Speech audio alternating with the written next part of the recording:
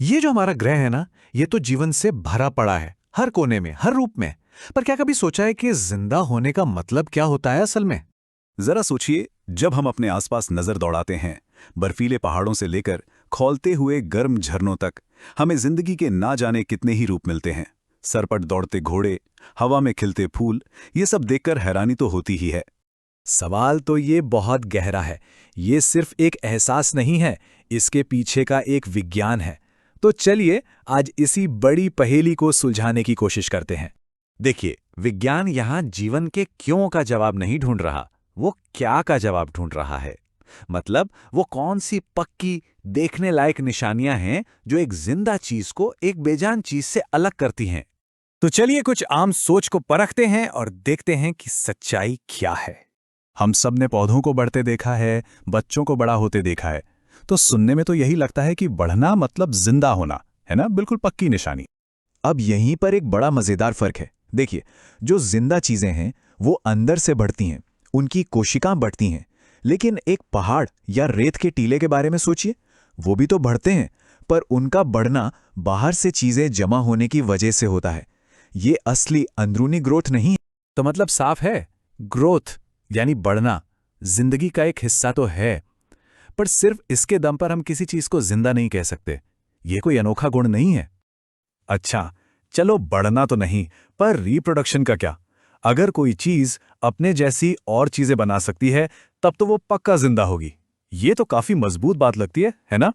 लेकिन मजा तो ये है कि कुदरत में इसके भी अपवाद हैं। जैसे खच्चर, जो घोड़े और गधे का बच्चा होता है, वो जिंदा तो है पर खुद बच्चे पैदा नहीं कर सकता। या फिर मधुमक्खी के छत्ते की वर्कर मधुमक्खियां, और कुछ इंसान भी होते हैं जो बच्चे पैदा नहीं कर पाते।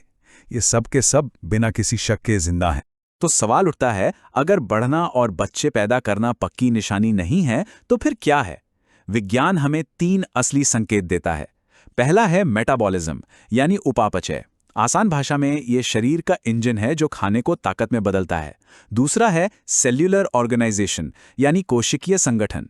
मतलब हर जिंदा चीज सेल्स नाम के छोटे छोटे बिल्डिंग ब्लॉक से बनी है। और तीसरा है चेतना, यानी कॉन्शियसनेस, जैसे सूरज की तरफ घूमता एक सूरजमुखी या आहट सुनकर भागता हुआ हिरन। ये अपने आसपास के माहौल को महसूस करने और उस पर रिएक्ट करने की काबिलियत है। ये तीनों गुण किसी पत्थर या पानी की बूंद में कभी नहीं मिलेंगे।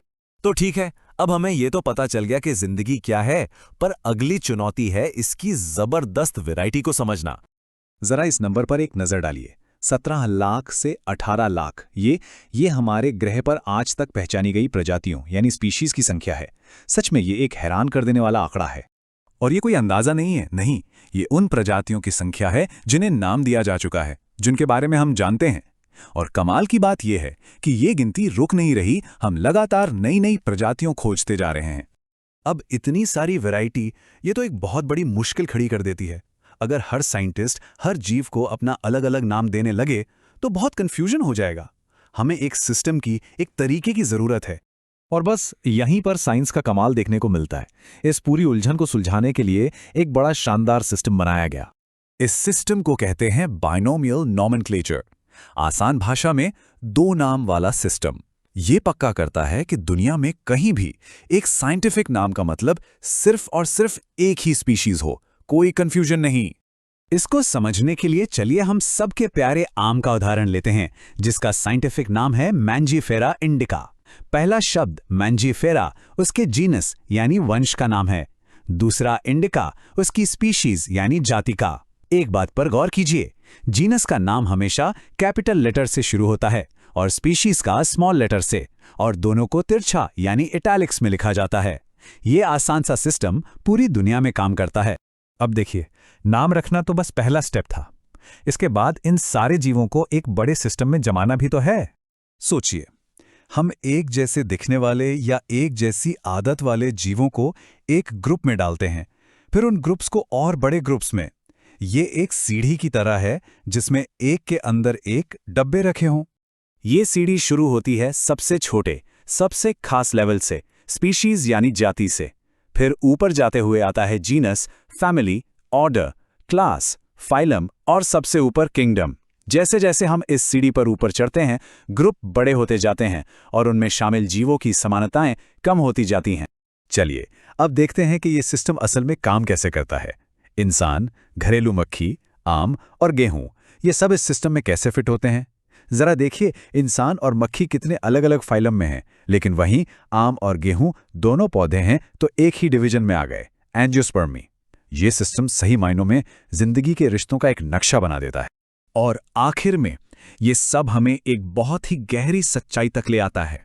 इस सारी विविधता के बावजूद एक गहरा कनेक्शन है। हम सब एक ही जेनेटिक कोड, एक ही धागे से बंधे हैं, जो हमें जिंदगी के एक बहुत बड़े परिवार का हिस्सा बनाता है।